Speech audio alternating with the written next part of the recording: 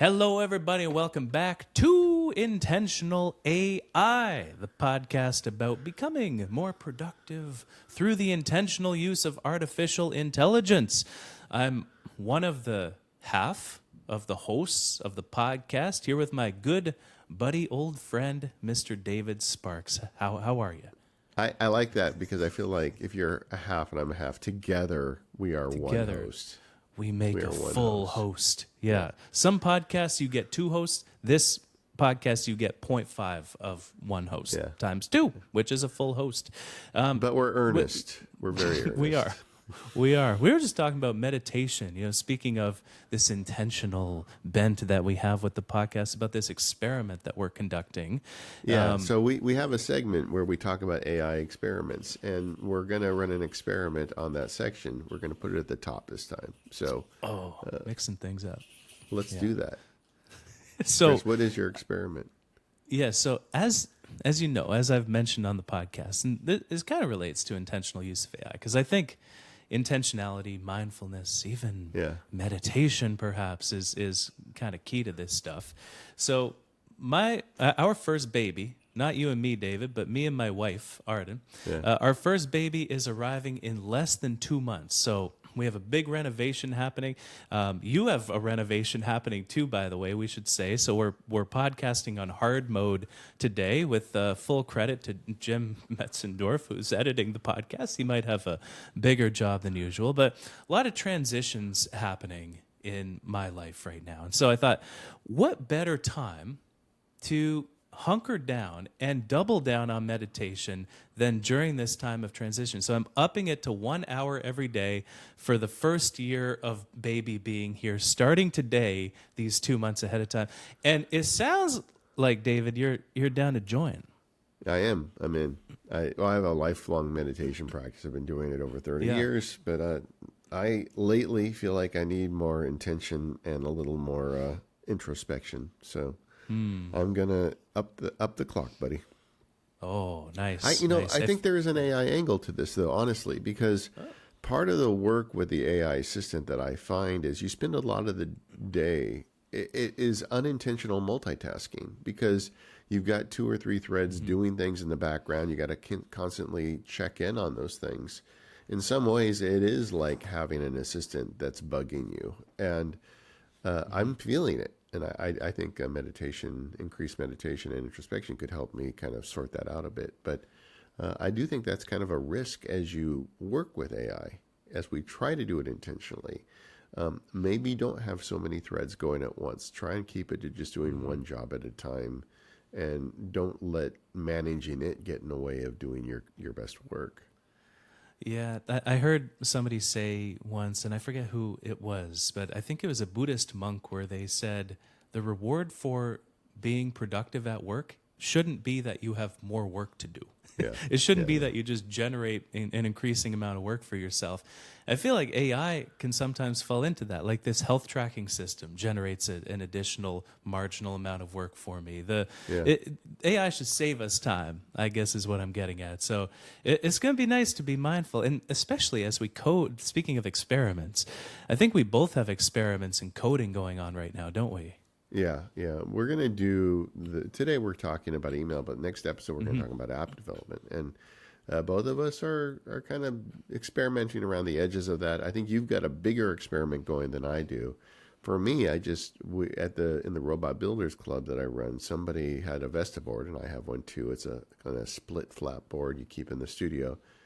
And their app isn't that great. And somebody said, well, I just made my own. And that was another one of those moments where I realized this is always a question of imagination. Like, why haven't I made an app to run the Vesta board now that I've got this smart robot that can do it for me? Vesta board has a good API, and, an afternoon of kind of some back and forth in Claude code. And I've got an amazing Vesta board now that tells me the score of the baseball game and the weather and my next appointment, and automatically stops when I'm recording because it sees the calendar event that I'm recording, so it doesn't run. And it didn't take a ton of work. We're gonna talk about that more next week. And just a little teaser, Chris. What is it that you're working on that we're going to talk about in the next episode? Yes, I am very excited about this. So I've we all want different things out of the different apps that we use. And I feel like finding an app is finding a loose approximation of what we want. Yeah. But now I feel like the basis of programming it. I don't want to get too excited about this in the experiment segment here, because we'll chat about it next week. But now in the vibe coding era, in the era when programming, or at least a lot of programming, has been commoditized to a skill that AI can do, I'm thinking, okay, what do I actually want out of a task management app? What do I want out of a time management app, especially working alongside Claude and other people as well, especially my assistant Dana? What do I want out of an app like this? And so I designed essentially a task time management app around what I want, essentially managing the different contexts of my work and integrating Dana's workflows into it. And there's a way that we can assign tasks to Claude. It's essentially the greatest app that's ever been created, David. For you. In a nutshell. For you. Yeah. And that's everyone else might hate it. Yeah. Yeah. We'll hold our powder for 2 weeks from now. But right now that's on the table. Like, you can take existing apps and make them way more powerful if the developer is kind of tying into MCPs and giving you ways to get access to the data. And you can just roll your own. And that is something that everybody listening to this can do. But we're going to talk about that next time. I wanted to talk today about email. Oh, my email. Odyssey, you have been on a big journey through using AI with email. I'm excited to hear about the trials, the tribulations, and the triumphs that you've been through. Yeah, I'm not so shameless that I won't tie into pop culture. So I'm going to call it my email Odyssey, if you will. Oh, nice. Yeah. Nice. The email has always been a problem for me, and email and I have a complicated relationship. For 30 years, I was a trial lawyer, and when I first started, email didn't exist. In fact, the fax machine came in after my first year, and that was annoying because I didn't like the fact that people could immediately get a hold of me via fax. You're dating yourself, David Sparks. Yeah, no, just to give a history here. And and when you're a lawyer, the things you write in email can become a big deal. So I don't take it lightly. And so my relationship with email was I'd read it once in the morning and once in the afternoon, and if I ever hit one of those lawyers who would bomb me with email, I would intentionally print all his emails out and then write him a letter. And I would to address the 4 or 5. Like, you sent me 6 emails. This letter addresses them, and I would go through each one and I'd write it out, put it on the letterhead, lick a stamp, and mail it to him. And that was my way of dealing with it. So I've always kind of felt like I had control. Now, as Mac Sparky, the volume of email is drastically increased, and the adjacent joy with email is drastically increased because I'm not hearing from lawyers about their problems. I'm hearing from fellow geeks like me trying to make this stuff work. So it's actually a source of joy, but there's just a lot of it. And there's a famous quote from E.B. White. You know who that is, Chris? Strunk White? I don't. Charlotte's Web. Yes. That guy. Yeah. I have that book. I haven't read it. And Elements of Style, Strunk White. E.B. White's a guy. So he wrote Charlotte's Web. And it was very popular, so all the kids were reading it in the country, and the librarians and teachers would, when they'd have the kids read it, they'd say, hey, let's send a letter to the author. So as a class assignment, they would send him a letter. And at some point, a kid wrote him and said, hey, when are you going to make another book like Charlotte's Web? I love it. It's my favorite book. And he wrote the kid back and said, well, the fact is, I can't because I'm always answering your letters. And he finishes it with a line that just is etched into my heart. The morning mail is my enemy, because every day he goes out to the mailbox and his whole day gets hijacked. Well, email is that times 10, and so I've always been eager to get help with email, and I've tried a lot of things over the years. I've done massive amounts of like Apple Mail rules and automation type stuff. I've also had humans help me with it, but email to me feels very intimate. I feel like I should be the one answering the email. As AI became a thing, before we got to the current generation of AI, I explored that as well. There's a service called SaneBox that I really like, where it'll read your email and it'll try and sort it for you. So it's kind of nice. Yeah, it's fantastic. Yeah. And then I've used my email through Fastmail for years. Fastmail has its own set of cloud-based rules that you can establish. Anytime I get an email from this guy, make sure it goes to this place, kind of thing. Very powerful stuff. When Chris Bailey emails me, go straight to junk. There you go. Yeah. And then I've also explored, there's another more advanced email service called Superhuman that does even more of that. It's got even more AI stuff. It'll like draft a reply for you, but it never felt quite right, you know. And I've always kind of struggled with it. I felt like I was getting close to help as Claude and Cowork started getting these MCP hooks. And like one of the key issues for me is I sell stuff. You know, people buy my field guides or they join the labs, and sometimes they need a password reset or something like that. And to be honest with you, Chris, I try to still read email, check email twice a day, but sometimes I'll go 2 or 3 days without opening email. I just, you know, I'm just going to admit it right now because I love making stuff more than I love answering email. And so I get hung up and I get like into the zone on something and I forget. And there's nothing worse than having a customer say, hey, you know, I got this account problem, and it sits there for a couple days because I'm lazy or just because I get distracted. So that customer service support has always bugged me. So as Claude kind of got more power and MCP started to show up, the first thing I tried was a kind of sacrificial Gmail account because the Gmail MCP is very good. And so I would, if anything came in, I saw it that I wanted the robot to be able to review for me or do something for me. I forwarded it to this magic Gmail address, you know. And I started building out the skills and the context, things we've talked about on the show, to manage those problems. You know, so if somebody writes in and says, hey, I need a password reset. Well, I can use Claude and Chrome. I can use the MCP for my service providers to go in for that person behind the scenes and have the robot reset their password, you know. So that's huge for me because the customer support stuff, the email part is the easy part. I actually like corresponding with people. But, you know, the process of going and finding their name on a list somewhere and finding the particular box to check, I find that such a focus blocker. Like to be able to like stop and do that, it feels like it just stops me in my tracks and it's hard to get rolling again after that stuff. And I try to batch it together and do things, but it just was never really getting solved right.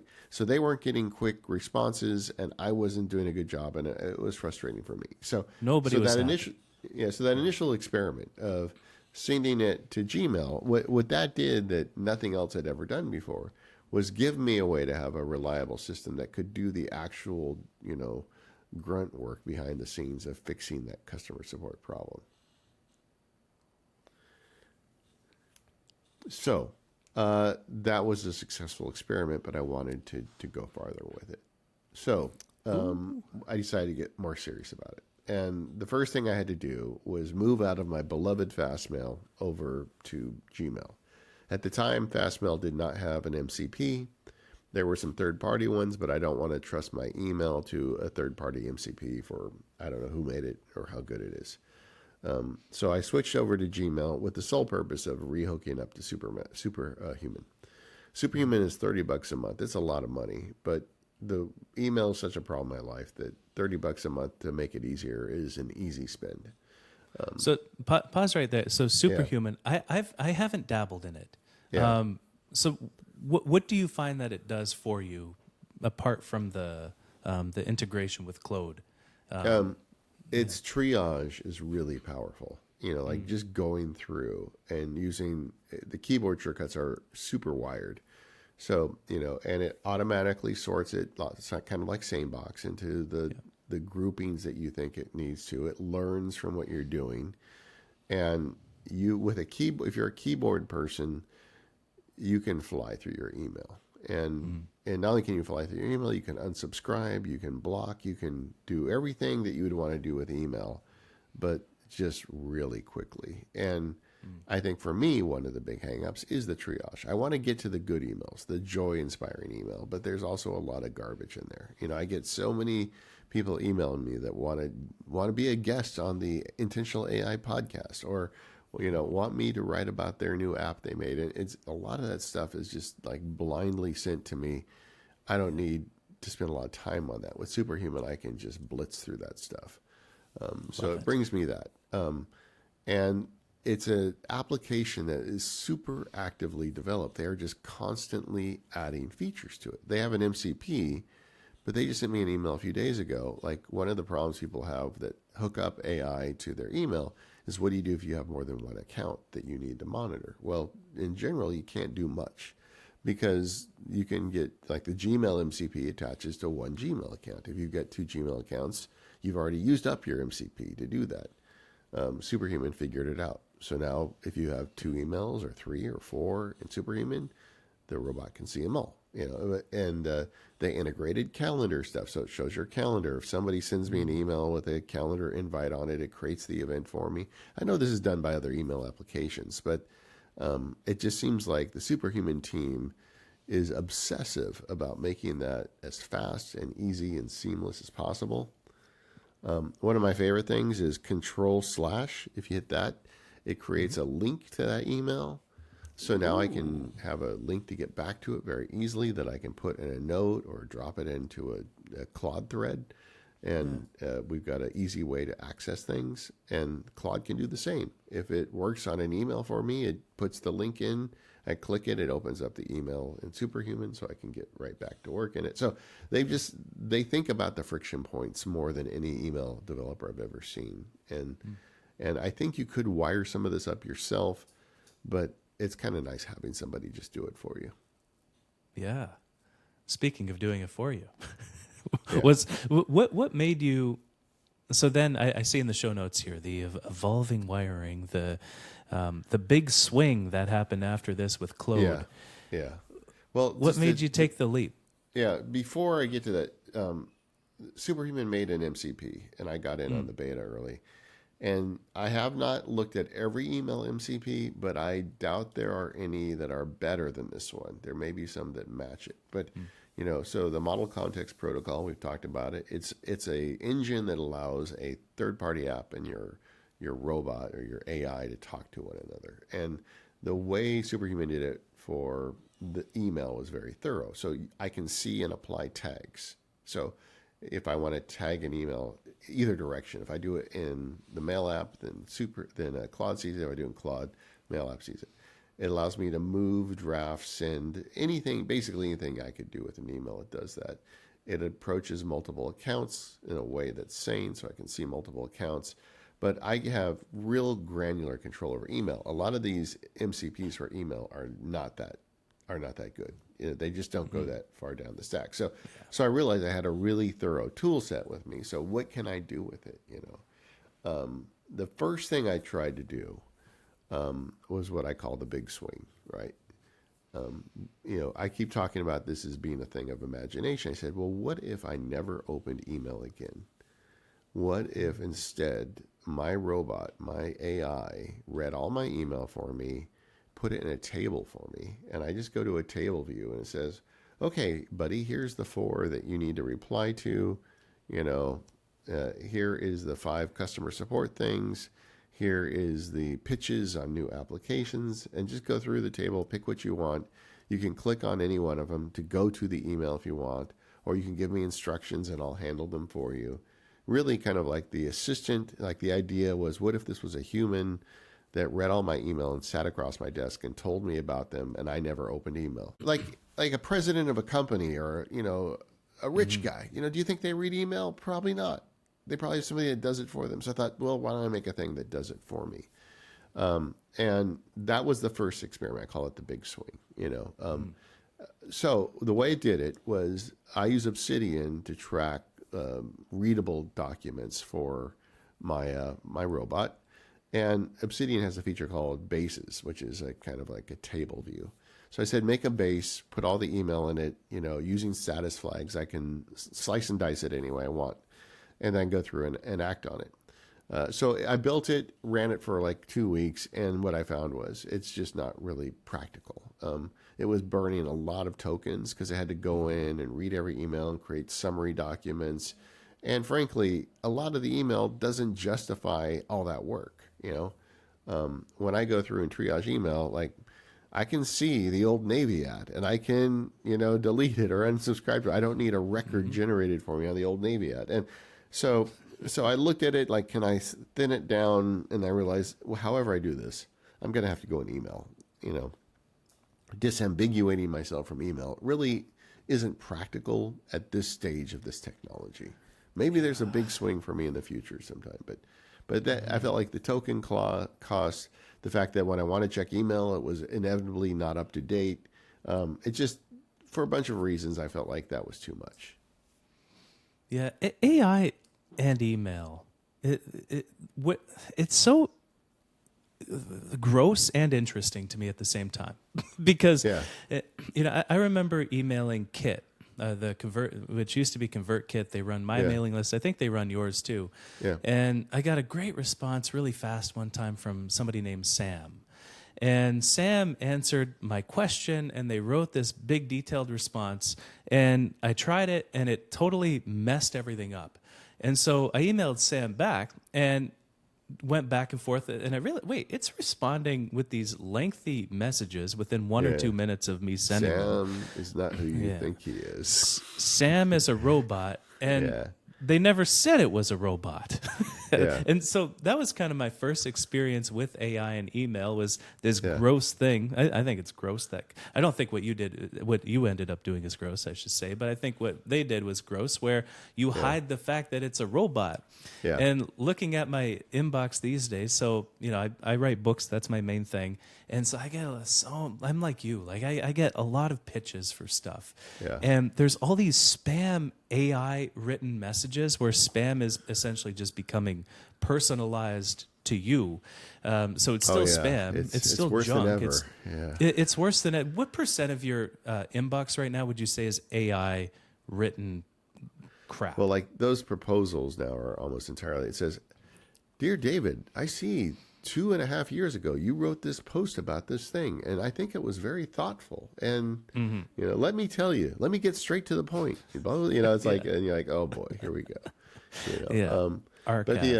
So I'm getting those. But my first big swing was a miss because I felt like it was too token expensive. It wasn't fast enough, and it was overkill.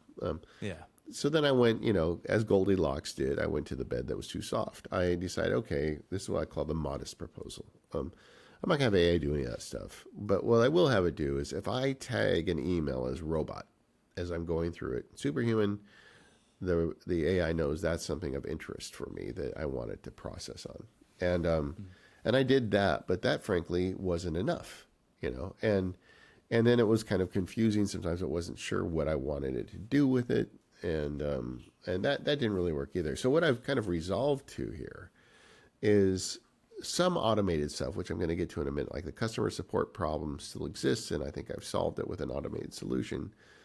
And I also do an automated pass at my sent mail every day, which I can put a pin in that. I'll come back to it. But generally, I go through my email, and anything that's left there, I give the robot an instruction to clean up.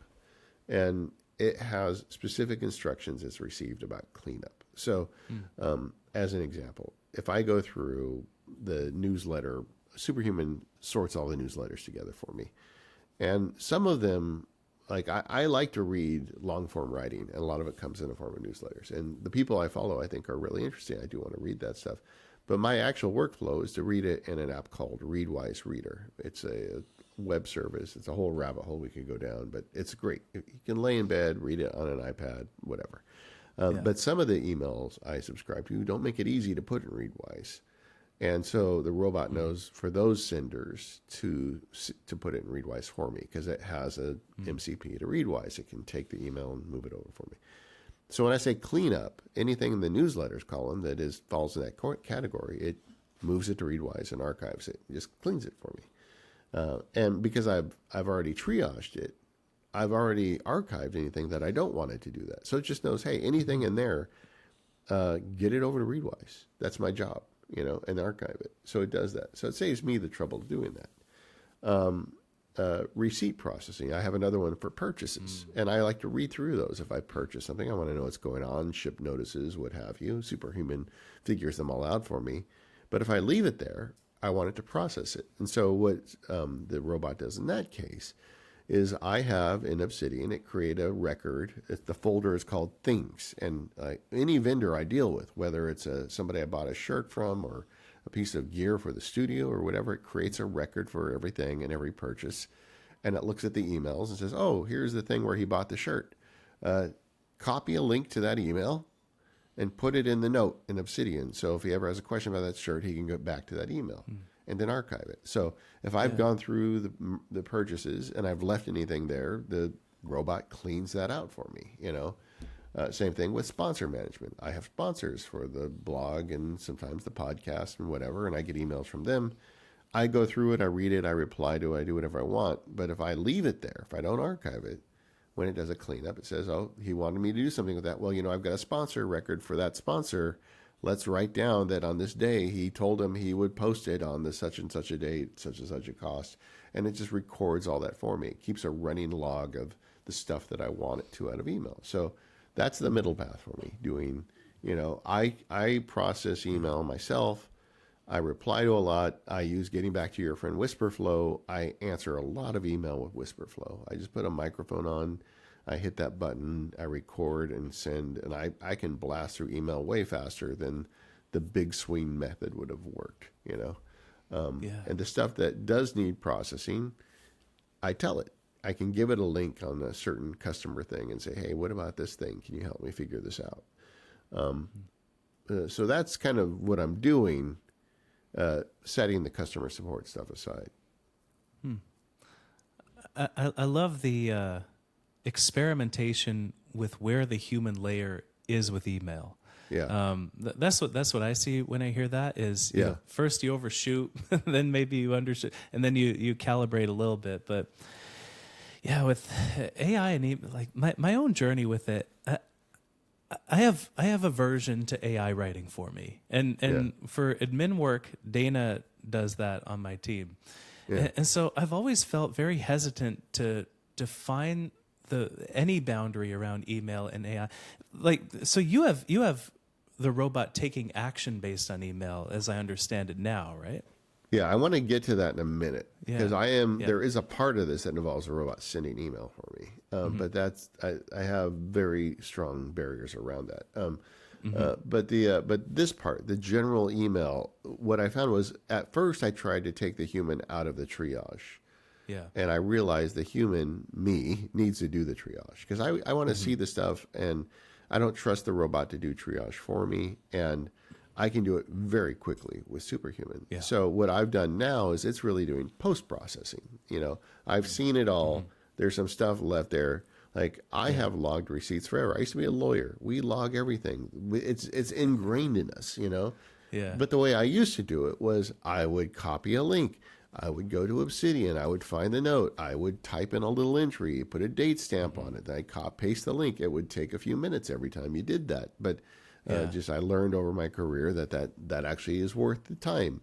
But now that's done entirely by the robot. I don't do that. Yeah. I get the same benefit. It's actually better because it does a better job of it than I do. And it does the sweep after I do the triage. And just to come back to an earlier point, I also have it once a day read all my sent mail. And it reads all the sent mail, and it does the same thing. If it sees something related to a transaction, it records it, references the link to the email, saves it to the relevant contact or whatever, and it takes care of that for me. If I answer a question to a sponsor, it logs it to that sponsor note. So I have a very good logging system now of transactional work I do that's done in this kind of sweep method that I do after the fact. So that I'm very happy with it. I think I've found the right fit for me. Yeah, it sounds like an awesome balance. Like the I almost feel like wherever there's an MCP, there's assuming it's powerful enough, there's an opportunity to eliminate drudgery with whatever you're connecting to, especially with email. Like I used it the other day. I don't use it to the extent that you do because of Dana. If I didn't have Dana, I probably would. But I just did this experiment to cut out caffeine for a month, which went amazing, by the way. I feel my anxiety has fallen 90% probably. Have you gone back to caffeine now, or are you still? No, just decaf sencha is what I'm sipping on today. And so I emailed my entire newsletter, which has a lot of people on it, and I asked, okay, who wants to do this experiment with me? And so there's a subset of people that did. Several hundred people signed up.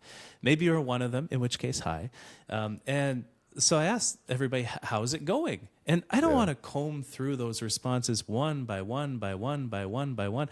I want to be able to respond to them in a very human sort of conversational way. So I had Claude go in, pull up all the responses and send them out kind of individually so I could have a conversation with Claude as it identified these things and it just it eliminated so much of the drudgery of it. One question I had with the tracking system that you have is, how do you know that you can have confidence in it? How do you know that it's not going to have something slip through the cracks, or that there's going to be some essential thing that it misses and fails on capturing? How do you have confidence in that? Because that's often a leap that I find myself struggling with. Well, anytime you build a new skill out with AI, you have to monitor it closely as you build it, The trust but verify, or maybe just verify and eventually trust. But this has been running for me for 5 or 6 months now, and for the first couple of weeks I was checking it, but then when it was just consistently hitting, and, when the MCP for Superhuman got to a level where it could reliably get links and do all that stuff, then it's just, at this point, I don't even think about it. It just happens. I was out of town over the weekend, and but I sent some email from my phone, and I had to reference one of them, and I went, and I wasn't checking up on it. I just needed it, and it was there, So the system works, But getting back to the point of it writing for you, I want to get into the customer support thing in a moment, but just this morning I had it write an email for me, and this is the context where I think it's okay for it to write for me. I have an underlying story of my life the last 2 or 3 months is I've been moving my audience to this new platform, Circle. And somebody wrote me that they're having a problem getting notifications when I put new videos up. And I looked, and I think I did everything right. And I actually had the AI look at the Circle documentation, and it thinks I did it right. But still, there's this question. And I realized, oh, wait, this is something that I have to stop fiddling around with a robot on. I just need to get someone at Circle. So I told the robot, draft an email for me to Circle, explaining what I've done and how we understand the system works, and ask if I'm doing something wrong and what the best practice is, And so it wrote an email, but it always is under the instruction to save it as draft. And I read the email. It did sound a little bit like AI, frankly, but I don't want to sit there and document this whole process. I just want to get an answer. But I did note when I looked at the draft, the last sentence was, please tell me how I can do this so I don't have to blame it on the platform. I'm like, robot, how'd you get so passive aggressive? And so I deleted that, and I went back and actually told it in the future, don't write passive aggressive lines for me. So I did have it write something for me just this morning. But that's the kind of transaction where I feel okay having it write for me. One other area that I feel comfortable with is writing a little human note on top, and then below, and just say, I asked Claude to put together a few pieces of information on this, and that's below, or something along those lines, because it's very clear where the human line is with the email message. Yeah. You're the human at the top, the robots, and they can feed it into their own robot that they're using, assuming they're using Claude or something. So I've seen that feels like a tasteful. Yeah. I've seen that in my own thread where robots are talking to robots. It's fun. Okay, so AI and customer service. This is the one that I wanted to get to. So this is a thing where it's not me just sending a request to Circle customer support, but dealing with my customers, which is a sacred relationship to me. And I do not want them thinking that I'm sending them email when it's not me, right? But there was this ongoing problem. And with me moving to Circle, it was aggravated because some people are coming over the new platform and they're missing a piece of something they purchased, didn't show up or whatever. I want those people to get answers as soon as possible and to get solved. And since I have the wiring together for the robot to figure that out for me, to go and fix the problem for them, I said, well, I think it'd be worthwhile to have it email them as well. So, so a bunch of work went into this. Okay, so the first thing I did was I accepted that I'm not going to be the right person to handle all these CS requests as they come in, because I knew there'd probably be hundreds of them. So I wanted to do this in a way that was mindful and took care of their problems as soon as possible, but also wasn't gross, Yeah. So I had to do a bunch of work on this. The first thing I did was I created a customer support knowledge base. This is just a text file in Obsidian. And I had the AI read my outgoing customer support email for the last 2 years and try to identify all the problems that I deal with as customer support. And we in working in conjunction with AI, I decided, well, these are the kinds of things you can solve, and these others are the kinds of things I can solve. So I tried to set its scope with this database, and I also, this is a live document as we work together. It's continuing to get updating this knowledge base of customer support, and then I started thinking about, how does it know? Like if somebody writes and says, oh, I bought the productivity field guide and it's not showing up. Well, I'm not going to just like grant it to everybody who sends me an email, but it needs to know. So I went in my old platforms and I exported CSV, comma separated value lists, which, robots love data. So I set up a database in Obsidian with the records of all purchases and labs memberships, everything that people have given me money for. Yeah. And so now it has a database it can pull. So I've got a system. When somebody sends a request in, it has an instruction manual on how it can respond. It has a set of guardrails that it can't go over. And it has a database that it can review to check before it does anything. All right, so I think I had the harness together of how to deal with customer support. Yeah. And also I have hooks. Yeah, I have hooks. Circle is really good. They have an MCP. The robot can go in and make adjustments to customer accounts and do a lot of the customer support stuff that I dread. So it has the information it needs, and it has the reach that it needs to do this. So then I got thinking, well, how do I deal with the email problem? And I wanted to be like very open about it. So the first thing I did is I made a new email address on my domain called robot@maxsparky.com. So there's a robot email address. So if this process results in an email out to the person, it's going to come from robot. It's not going to come from David. And then the next thing is the very first sentence is, it says, I am a robot. It says, good. I am an AI.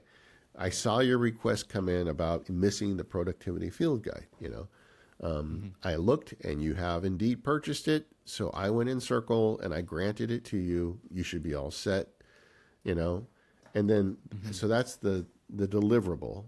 And then the bottom is one more disclosure. It says, as a reminder, I'm a robot and I'm kind of dumb. And sometimes I get it wrong, and it does sometimes just get it wrong. And so it carbon copies the email to me personally and to Jim, the guy who helps me out. And so it says, so there are 2 humans attached to this email. If you have any problem, reply all, and humans will take over. And that's the method I use. And so I wired that all together, and I figured that kind of solves the problem. The customer gets, absolute knowledge that they're hearing from an AI. The problem gets solved much quicker than it would if I did it. And they have a fail-safe where they can get me involved if the robot fails. And sometimes it does, and then I set that up on a scheduled task in Claude Cowork. So every 2 hours, because Superhuman filters that email, for me, because Superhuman's really smart. And so every 2 hours, it checks that and says, oh, I see some customer support stuff in here. I can deal with items 1, 3, 5, and 7. All right, I'll provision them. I'll fix their password.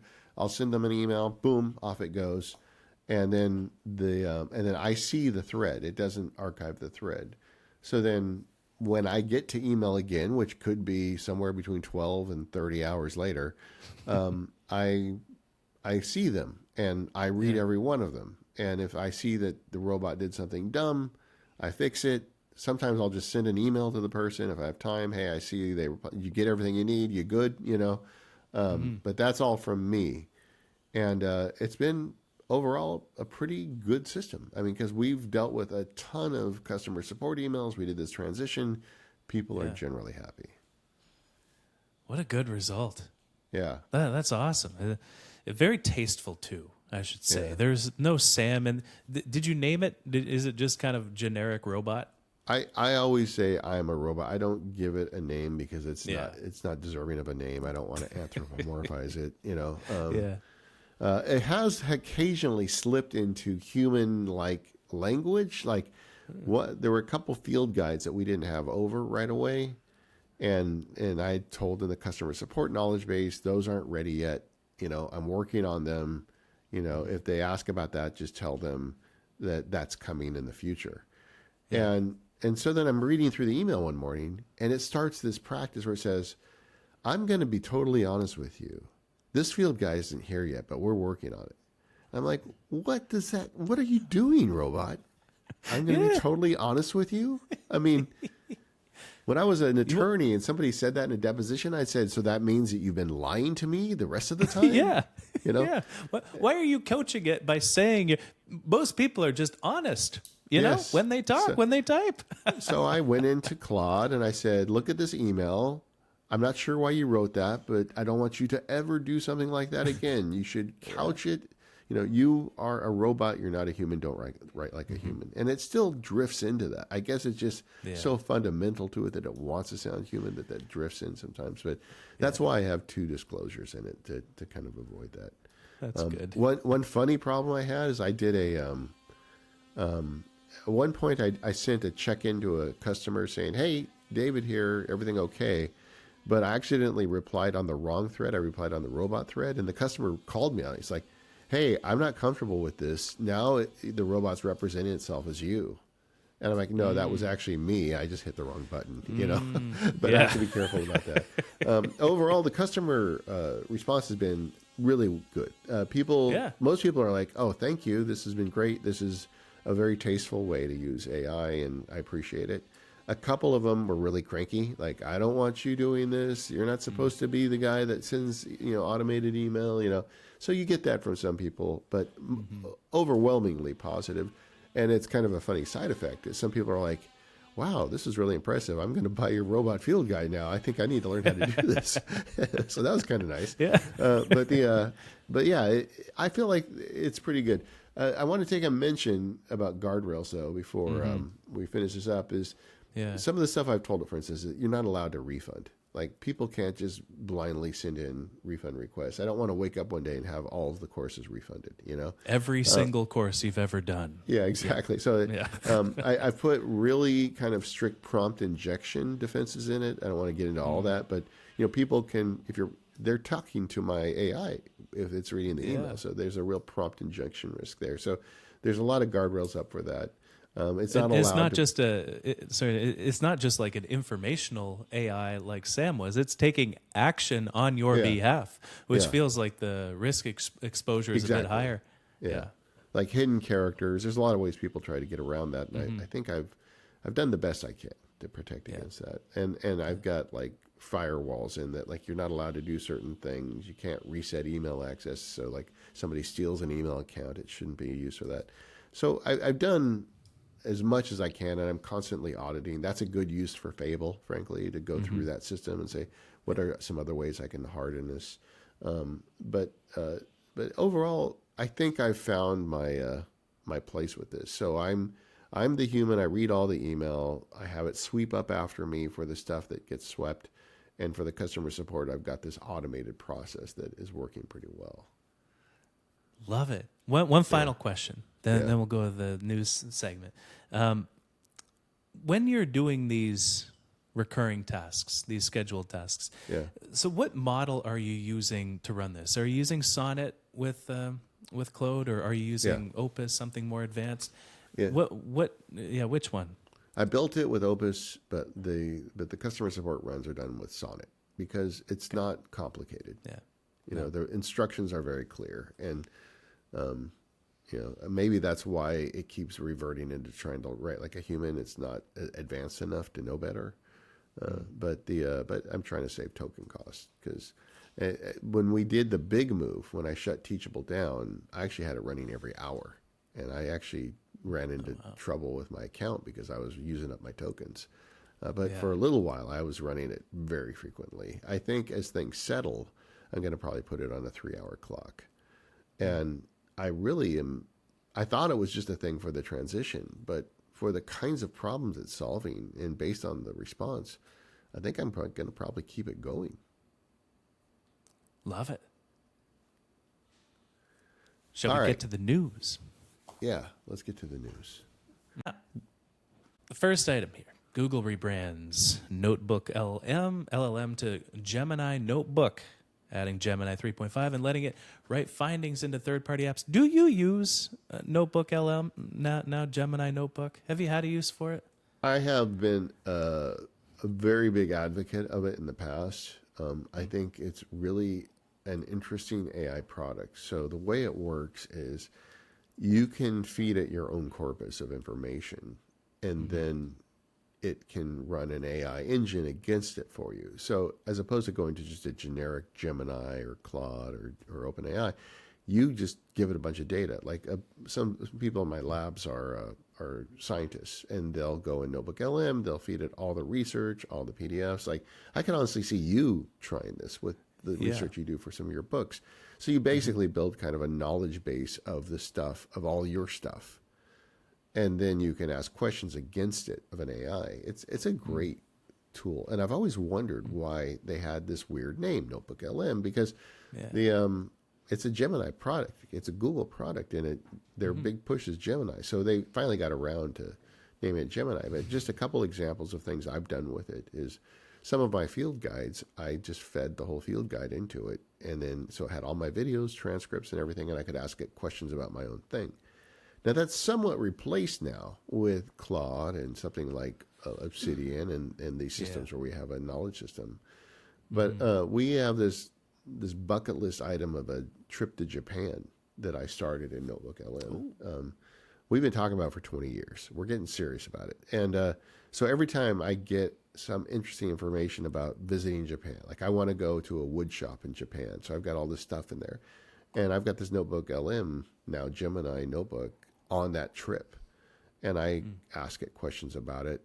You might recall this is the service that got really a lot of kind of bandwidth when they first started, because they would make a podcast, like an AI podcast about any topic. I don't know if you remember when that came out. It's really kind of cringy, to be honest with you. But just as a knowledge source that you can poll against, it's pretty good. So I still have use for it, and I think good on Google for rebranding it. I think they should embrace if they're going to make Gemini their big thing, more people need to know about and use Notebook. Yep. Yeah. And Google's never, it seemed like they've never been huge on branding. Like I think they had 5 chat apps or something at one time a few years back. I could see myself, so something I use Cowork for quite a bit, Claude Cowork, is I have the plain text of all 4 books that I've written that I use as context for different things. So I find I just kind of enter into that randomly when I ask questions of the corpus, I guess, the Chris Bailey corpus. I have what book did I write about this in? And I was thinking for the caffeine experiment, because I wrote about the caffeine experiment that I did a while back, cutting it out for a month and how to calm your mind. I couldn't really remember how long was I suffering after I eliminated it from my life? How long did the withdrawal symptoms last? When does it end? When will the pain end? Claude, and it's the first week you needed a Tylenol and you had flu-like symptoms, and Arden said it felt as though you were coming down from like a dependency on this stuff. It gave me the timeline that I was writing about, and so it's funny, these questions that like if somebody asked me in an interview. It's kind of weird. If somebody asked me in an interview, how long, when you were writing this book, did you experience this withdrawal symptoms for? I wouldn't be able to remember, but I can remember now by asking Claude. It's an interesting kind of loop that's been created here. No, I mean, the quantified life, the more you give it, the more information it has. It's really strange. Like when it'll ask you a question unrelated, but something that you forgot it knew, But so Notebook LM, I don't know where the lines are with that.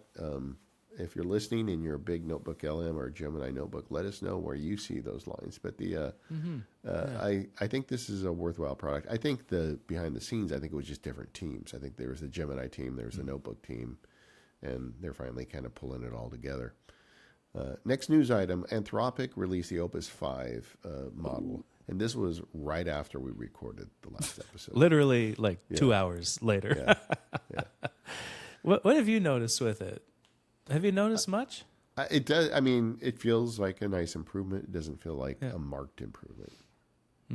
Yeah. To me. I notice it to be way better at coding than Opus. I think it was 4.8 that it was on previous.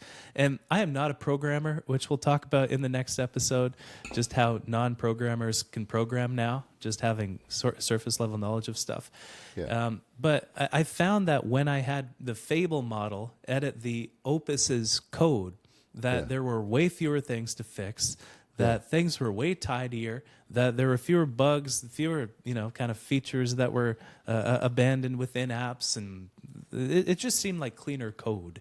And so what I'm using Claude for right now, which is mostly coding, from the dashboard to the values test, which we were talking about last week, which is still in progress.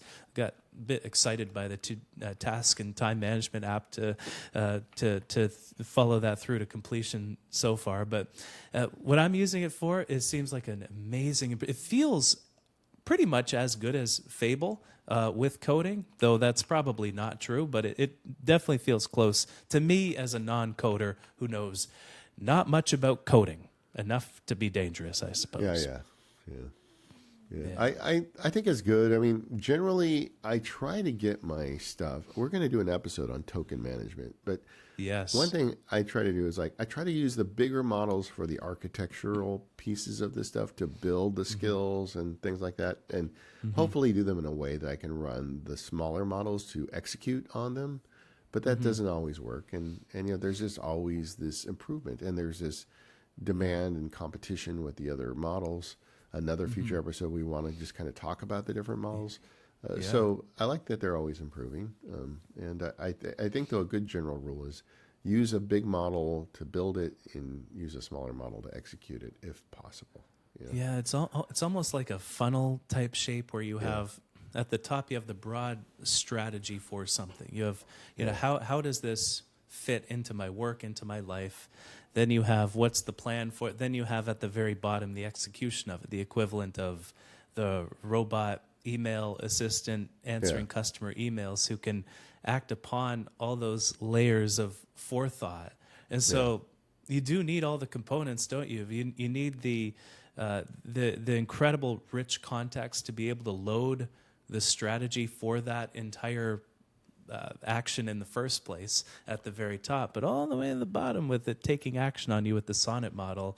It's almost like a cone-like shape. I want to say funnel, but funnels have a gross marketing connotation sometimes, so I won't say funnel. Well, and also it doesn't hurt to ask the robot, what is the minimum viable model to do this skill? And it may surprise you. It may recommend haiku for some of this stuff if it's purely mechanical. But I routinely ask it. In fact, I have it when it builds new skills to have a model recommendation for it. So when I run the skill, I can have it direct. Like you can do sub agents. Like even if you can say, okay, now I want you to do this part of it and do this part with haiku. So that's a nice strategy. Like there's a lot more to talk about with token conservation. And speaking of token conservation, Anthropic is building custom cloned chips now. Yeah. Their in-house team is doing software, hardware, co-design. They're claiming a 50% per token.